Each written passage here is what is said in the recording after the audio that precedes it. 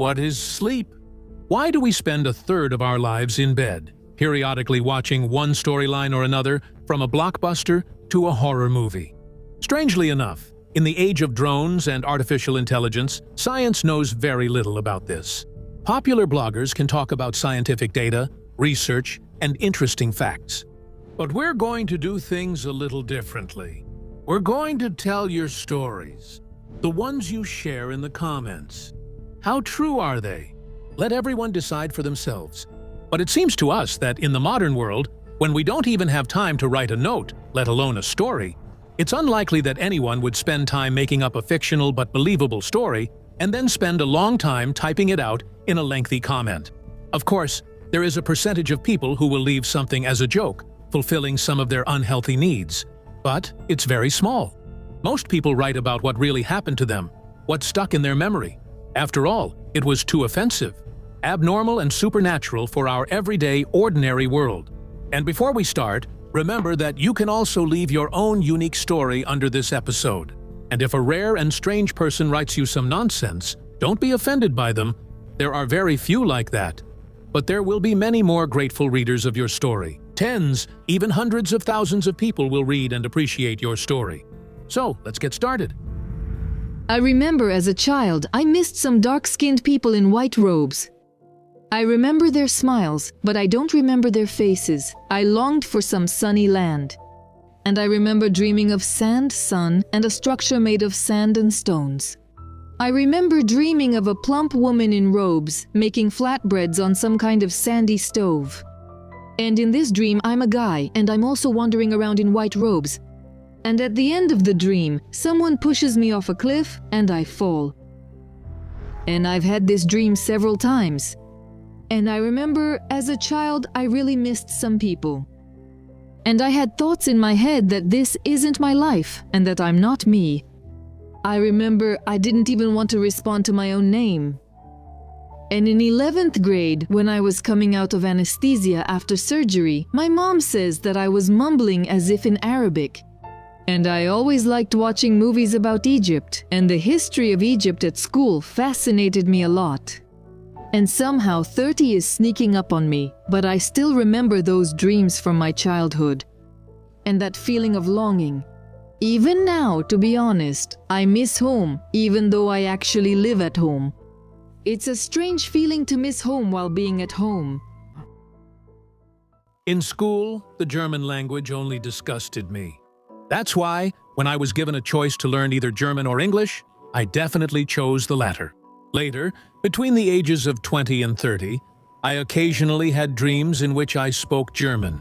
I was fully aware that I was speaking German. The people I was talking to were also speaking that language. And I understood what we were talking about. I realized it was during the Second World War. In one of these dreams, we were running away from the Germans. Me, my wife, and my son.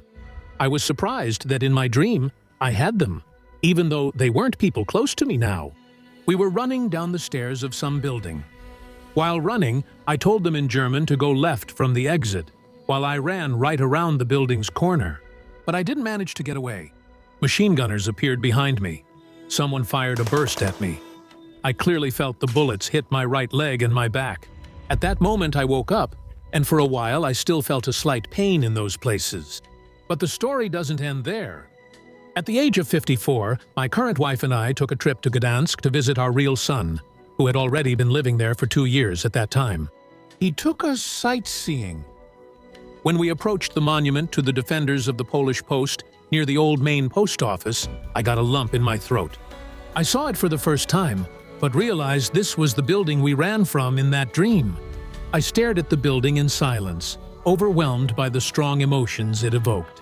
Suddenly, I saw in my mind the events of those years. While reading Wikipedia, I learned that those defending were the caretaker, his wife, and daughter, not a son as in my dream, and that during the surrender, there was an escape and 4 people were saved. But I guess I wasn't one of them. I had dreams about the future and talked about what would happen in the future. As a child, I constantly dreamed that I spoke English perfectly. I often dreamed that I was sitting in a bar on a terrace, having conversations in magnificent French.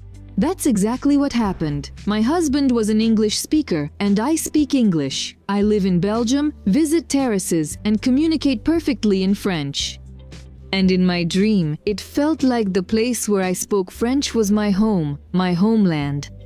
And that's exactly how it is. When I was 12, I told my parents that when I grew up, I would leave here forever and move to Europe. My mother asked me, why not America? I answered her, not knowing anything, that I wouldn't be able to live in America because the healthcare system there is bad and I would get sick a lot. But in Europe, I would get excellent treatment and it would be free. And that's exactly how it is. I do get sick a lot. I'm being treated thanks to a good insurance system. In America, I would have died. There's a phenomenon called false memory. It's when a person remembers something that never actually happened to them. There was an experiment like that. Teenagers' parents were asked to share moments from their child's childhood. Researchers then told these stories to the teenagers, adding one fabricated event. The teenagers were asked to recall as many details as possible about these events and to determine which one was false. Most of them recalled details of the false events, believed that they really happened to them, and took real memories for false ones.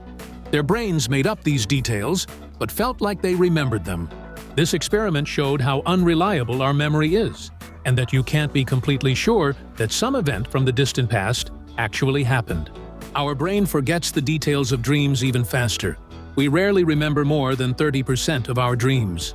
We forget most of the information about these dreams within a few minutes after waking up. Commentators who claim they've had prophetic dreams have most likely encountered this effect.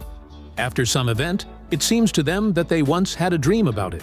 But in reality, there was no such dream. Thanks for reading.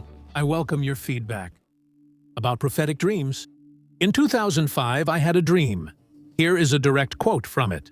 Friday, June 10, 2005, 6:52 a.m. In this dream, I vividly remembered my mother sleeping in bed. There was a cat sitting on her, and it said to me, "You will find someone you love and lose your mother." It somehow felt like it meant she would die. It's scary to write about this. On December 3, 2015, I met the girl who is now my wife, and we recently had a son. On March 13, 2016, my mom passed away. Where is the dream quote from? In the 2000s, online journals were popular. Lee.ru, Live Journal. I kept one of those. From a physical point of view, it's just a coincidence. But I felt that I had to remember that dream. At first, I was even afraid when I started a relationship with a girl. I was afraid that my mom might die soon. Relationships ended, but everything was fine. And at the moment I forgot about it, it happened. And, when we had a crisis in our relationship, when it seemed like I could break up with her, I remembered that dream. It kept me going. Last year we got married, and just recently I had a son with her. And that damn dream is solid proof to me that the future exists. I remember myself since infancy. My first memory is of being swaddled and how much it annoyed me. I started walking very early. I was talking at 7 months old. By the age of 1, according to my relatives, I spoke like a 3-year-old. I remember a lot, including my dreams. I feel like I was born with one of them. I'm lying in a field. I'm on my right side and can't move. Everything hurts, and I don't have the strength to get up. All I can see in front of me is the damp earth and the horizon line. Not far in front of me, on the ground where there's not a single blade of grass, a small, scrawny yellow flower is growing on a thin stem. A wild rumble begins and the ground shakes. I can feel it from the vibrations of the ground I'm lying on. People start running past me, but I can't look at them at all, and I only see military boots in front of my face and the dirt flying up from under the boots. I'm lying still, not moving. Everyone around is screaming, running, rushing forward, and I'm looking at this little flower and thinking, if it stays, if no one touches it, I will live. And a second later, a heavy army boot sweeps it away along with a clump of earth. And that's all. I'm dying. In reality, I would wake up with a fever and vomiting in a very serious condition with a terrible headache. Several times I was taken to the hospital. I was terribly afraid of that dream. The last time I saw it was when I was about 16 or 17. Sometimes in the summer, I see some small yellow flowers, and something inside me tightens with a kind of regret. I can't describe it. I try not to look at them, and I never pick them. As a child, even in a stroller, I could separate myself, view everything from above, and control my dreams. That was a long time ago. No matter how hard I try, I can't do it anymore. And I have something to tell. I had the same dream for a very, very long time. I see summer, it's warm, pine trees all around, a sandy slope of a mountain, just like in pine forests. It's beautiful. I'm about 17 years old, give or take. I'm running away from being chased. This is the time of the Great Patriotic War. Our territory! And I'm being chased by fascists with dogs. It's very hard for me to get away from the chase. The dogs are following my trail, my strength is running out, and I decided to climb a tall pine tree. The fascists wouldn't have seen me, I'm covered by the branches. But the dogs, they caught my scent and were barking under the tree, giving me away. I turn my face toward the tree trunk, hug it tighter, squeeze my eyes shut, and then there's a burst of gunfire, and that's it. Nothing else. So I had the same dream for many years. I don't know what it was or if it really happened, but I have several moles on my back, close to each other, as if they were a mark from a burst of gunfire. It looks very much like it. I saw my son in a dream before my wife got pregnant. He was standing there, so small and sad. I asked him why he was crying. He said that nobody wanted to take him. I felt that he had been here for a long time, and that he wanted to go back to Earth. He must have already been on Earth. But something happened, and he ended up here. I felt tenderness toward this boy. I wanted to protect him. I said that I would take him. I took him by the hand, and we left. My wife got pregnant, and he was born. I clearly remember the face from the dream. It's him. I've remembered one moment my whole life. I used to think it was just a dream. Pitch darkness. I'm wearing some kind of suit, cinched with a wide belt. I'm wearing a helmet with goggles on my head. I walk up to a plywood box. A bright spotlight flashes, and I know that I'm about to fly in this plywood airplane. Later, I found out that there really were such plywood airplanes, and women flew them during the war. One day, I watched some war footage and saw a photo of a girl in front of such an airplane and said, I don't know her. I told about this, not the Chronicle, and saw a photo of a girl in front of such an airplane and said, a day went by with the problem, the coquette who ruined the grades. К своей сестре. Для меня самой все это странно. As a child, I often dreamed I was crawling with a spool on my back, pulling wire. Something exploded, setting my right side on fire and causing intense pain. I don't remember anything after, but when I was born, my right side had a birthmark.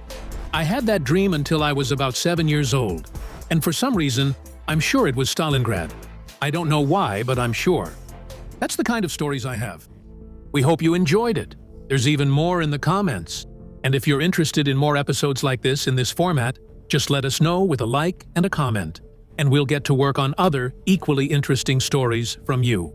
And we'll talk in more detail about the phenomenon of sleep, the phenomenon of déjà vu, and all these things in another episode. It'll be interesting, we promise. Thank you for watching, and see you on our channel.